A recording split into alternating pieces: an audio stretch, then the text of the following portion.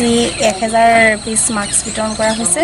সচেতন ডিব্ৰুগড় জিলা সচেতন মহিলা মঞ্চৰ উদ্যোগত আপোনাৰ চাচনি দিয়া হ'ব দেইঘিয়া গাঁৱত আৰু হালুৱা গাঁও আৰু দীঘলী তেনেকৈ আজি এই দীঘলী মথাৰণি তেনেকৈ বিতৰণ কৰি গৈছোঁ যিমানখিনি হয় আৰু সিমানখিনি সকলোকে দিয়া সম্ভৱ নহ'লেও যিমান পাৰিছোঁ সেই দিবলৈ পাৰিছোঁ তিনজনীয়ে আমি এদিনত